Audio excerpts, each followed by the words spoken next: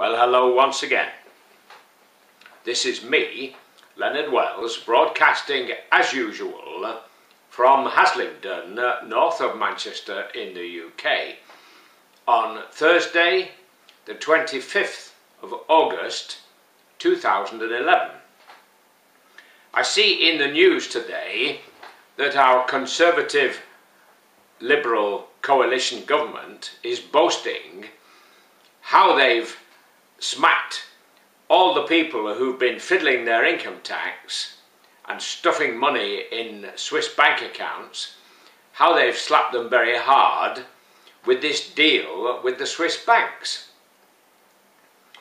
Now, only a couple of days ago, in fact it may have been yesterday, I read that the Customs HMRC, Her Majesty's Revenue and Customs, had actually arrested 6 plumbers in their crackdown on plumbers who fiddle their taxes. Now, I'm going to tell you something a bit about bankers, and in particular Swiss bankers, because it seems to me that particularly a Conservative government, not exclusively so, because Labour was also a little bit afraid, but I think they're frightened to death of bankers. Bankers got us into a hell of a mess. And as far as I'm concerned, they're just a lot of wankers, if you'll pardon my expression, who spend a lot of time gambling with our money and finding ways to play games with money, while the rest of us are trying to do a normal day's work.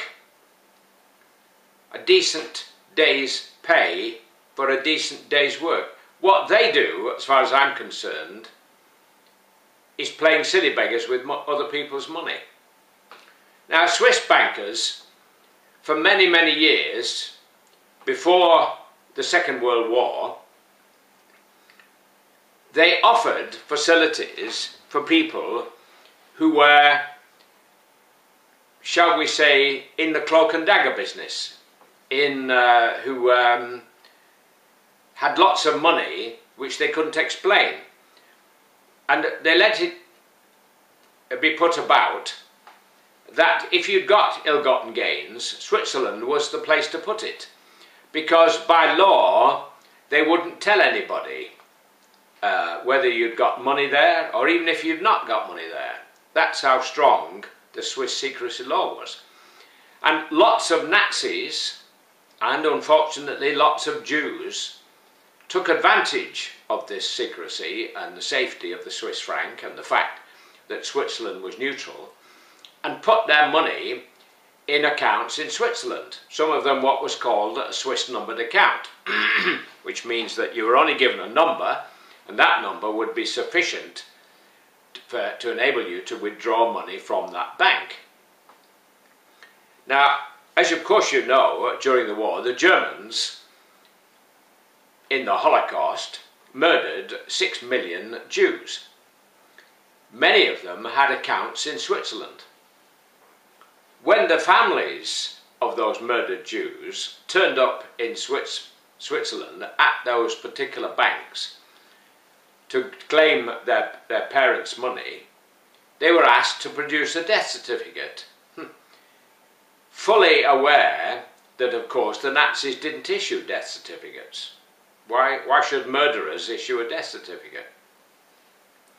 And they sat on billions of money that they knew wasn't theirs to keep.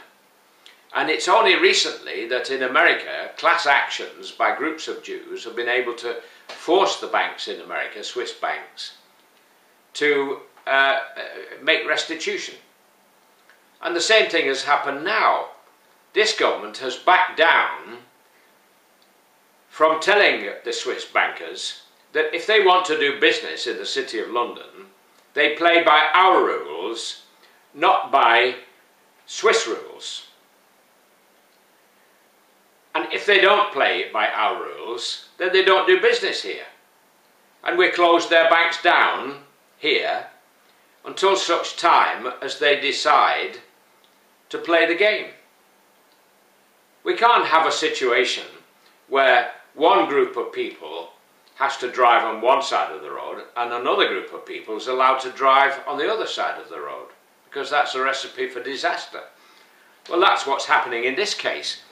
We're taking our own ordinary working people to court and fining them for not paying their taxes, but people who we know aren't playing the game and who are stashing money as fast as they can in Swiss bank accounts because they believe it's kept secret and our government will never find out, they're getting away with it.